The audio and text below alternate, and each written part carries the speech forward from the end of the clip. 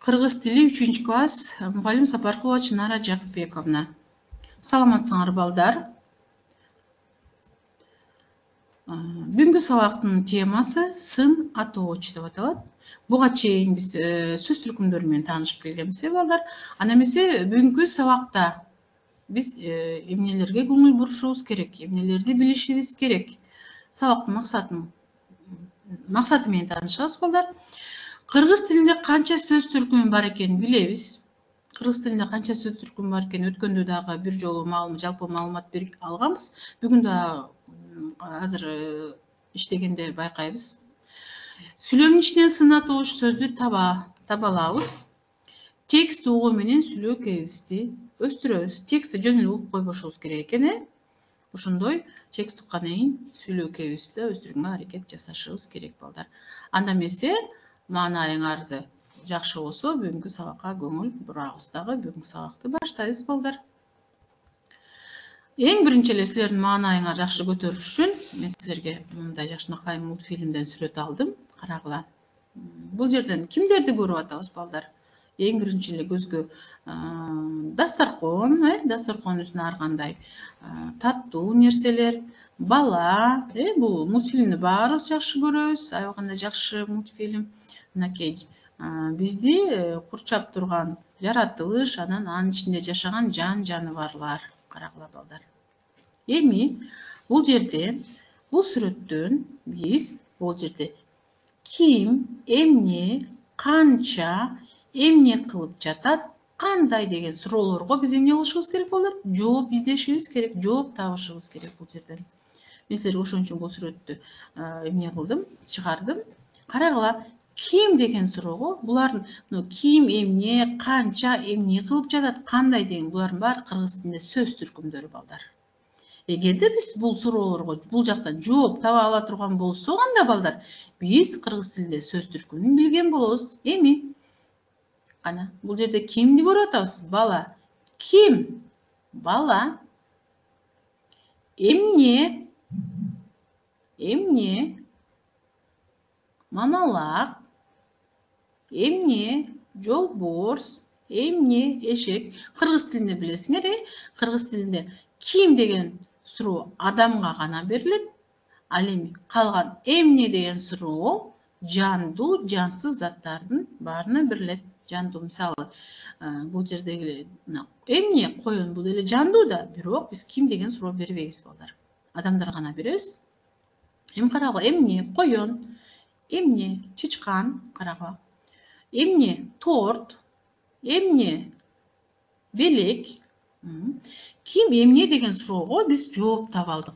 Ошондо бул кыргыз тилиндеги кайсы сөз түркүмү балдар? Эстегилечи, биз өткөнбүз. Азаматсыңар, эгерде кимде ким тапкан болсоңор, ким, эмне деген кыргыз тилинде сөз түркүмү бул зат атооч. Зат атооч болуп келет. Эми канча деген, кана бул канча шар бар экен, санайыкчы балдар. 1, 2, 3, 4, 5, 6, 7, 8, 9, 10. Канча шар? 10 шар. Бул эмне болду? Санын көрсөтүп атат. Столдун үстүндө канча отурат? 1, 2, 3, 4, 5, 6, 7, 8, 9, 10. Бул эмне болот? Кыргыз тилинде кайсы сөз түркүмү бул? Заттын санын көрсөтүп атат. Бул сан атооч балдар. Заттын санын. Булардын баары зат атооч да, Анан кийин бул эмне кылды? Заттын санын көрсөттү, сан атооч. Эми карагыла, эмне кылып жатат? Эмне кылып жатат деген суроону тапкылачы. Булар эмне кылып жатат? Бала тамак ичип жатат. Кенгуру эмне кылып жатат? Кенгуру торт алып келип жатат. Бул эшек эмне кылып атат? Эшек торт жейин деп жатат. Ошондо зат атоочтун кыймыл аракетин көрсөткөн сөз түркүмү эмне болот экен бул? Эмне кылып жатат? Этиш. Кыймыл аракетти көрсөтсө. Бала эмне кылып атат? Бала отурат. Коён эмне кылып атат? Коён отурат. Мынакей көрдүңөрбү? Андан кийин эми балдар кандай деген суроону көңүл карагыла. Кандай? Кандай? Булардын баары сөз түркүмүн эске салдык. Кандай дегенде бала кандай бала? Жакшы бала, булар менен достошуп бир столдо отурушат. Кандай көйнөк кийген бала? Сары.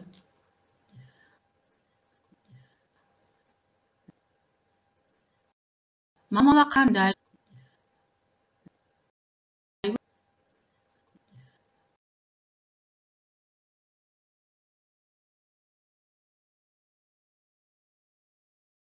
көйнөк кийген? Кызыл. Сынаточ. Бүгүнкү тема сынаточ. Эмне кылат экен? Сынаточту сүйлөм ичинде табыш үчүн биз эмне кылат экенбиз? Кандай деген суроо беребиз. Кандай деген суроо бергенде гана биз сынаточту алат экенбиз. Коен кандай? Кичинекей. Торт кандай? Таттуу. Мына даамын көрсөтүп атат. Бул жерде коендун көлөмү кандай? Кичинекей. Көрдүңөрбү? Түсүн көрсөтөт, өңү түсүн. Азаматсыңар эгер түшүнүп алсаңар. Кийинки сүрөткө көңүл бурабыз. Кийинки сүрөткө сынатоочту табыш үчүн балдар кандай суроо берсек болот? Бул жерден эмнени көрүп атабыз биз балдар? Чоң үйдү көрүп атабыз. Эмнени көрүп атабыз? Балатыны көрүп атабыз. Балаты деген кандай деген суроо. Балаты кандай? Жашыл. Бул оюнчук кандай?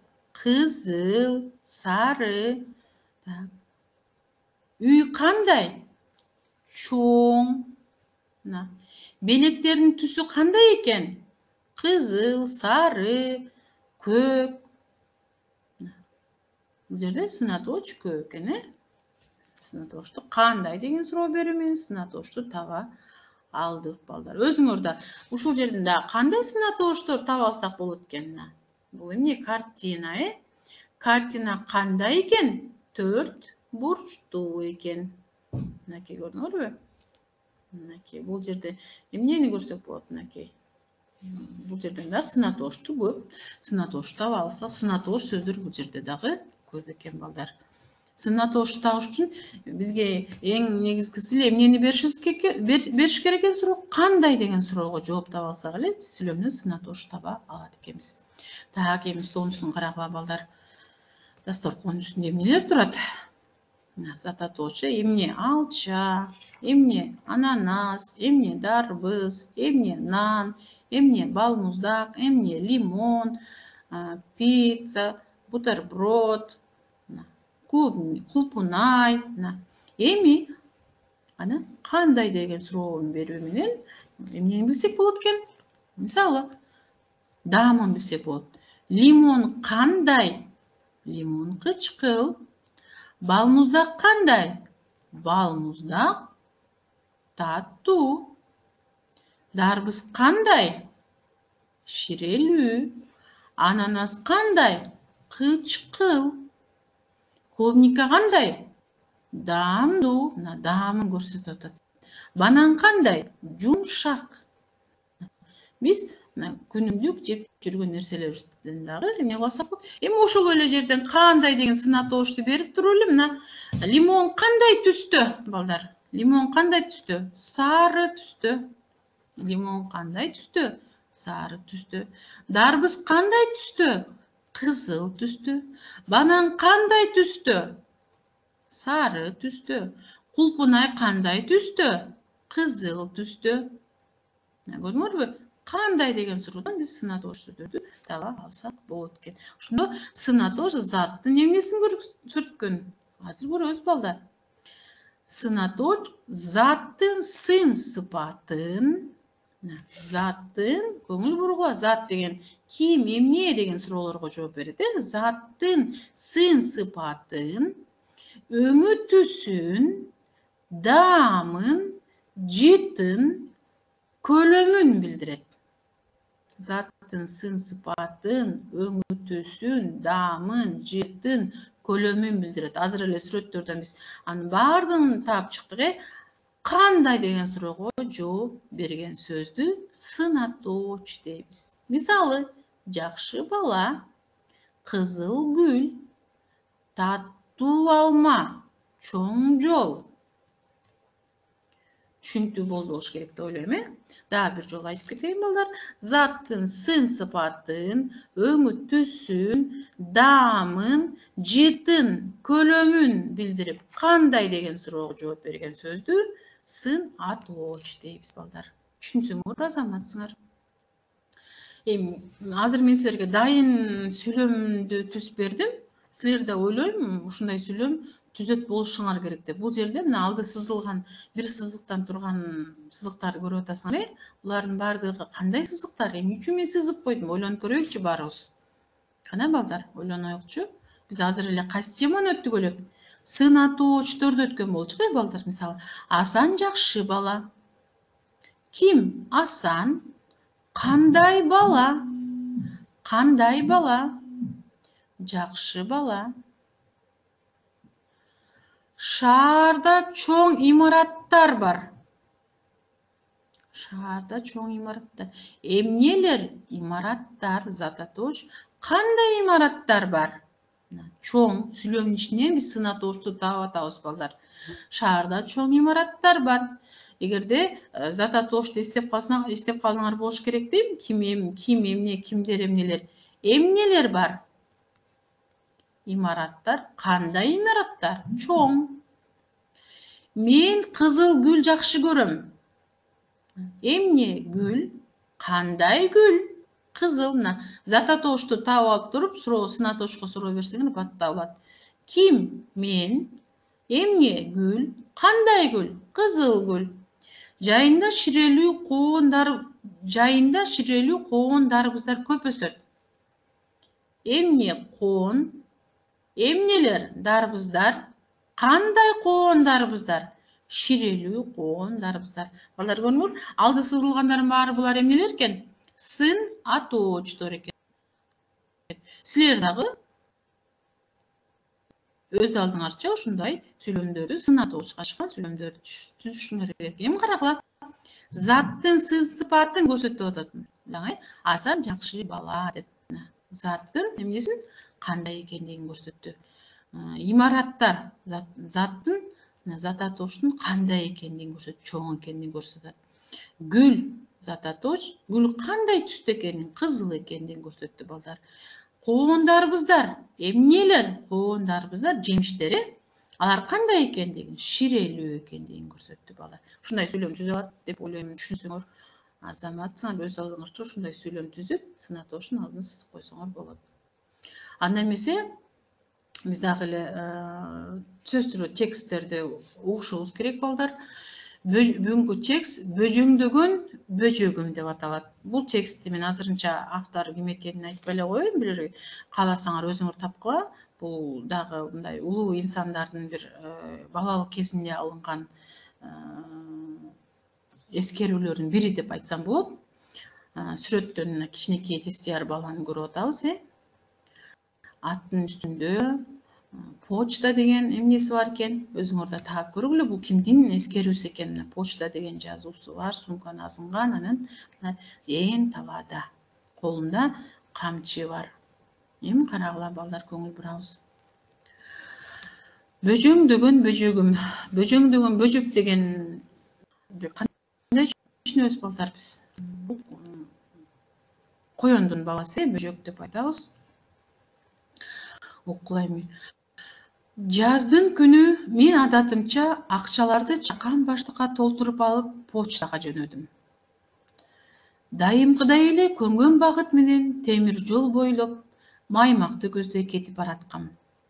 Жаздын көңүлдү көтөргөн демине маанайым келишип, салкын, таза абада талаабасынан кередем алып, кара торо атымды ыгына коюп, ал болсо акырын жүрүшүн жазбай илкип келет. Капысынан эле наристенин ыйлаган үнү кулагыма келе калгандай туюлду. Жаңы төрөлгөн баланын ыңаалагандай бул аянычтуу үн мени селт эттирди.